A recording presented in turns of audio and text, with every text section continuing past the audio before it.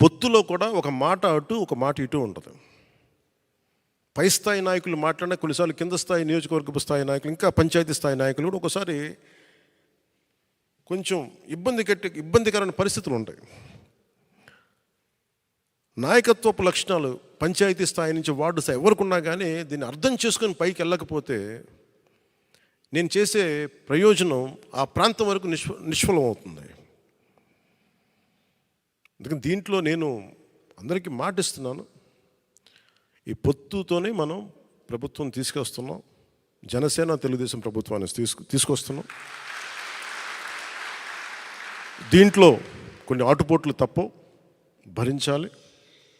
ఒక మాట ఎక్కువ ఉంటుంది, ఒక మాట తక్కువ ఉంటుంది.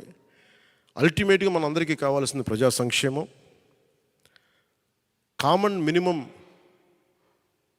ప్రోగ్రాం కింద రాష్ట్ర ప్రయోజనాలకు ఏమేమి చేయాలి, రాష్ట్ర ప్రయోజనాలకి ఏమేమి ఉండాలి, మనకి ప్రజలకు ఎలాంటి కార్యక్రమాలు కావాలి, ఎలాంటి పాలసీలు ఉండాలి, ఎలాంటి భవిష్యత్తు చూపించాలి కామన్ మినిమం ప్రోగ్రాం కింద వస్తుంది.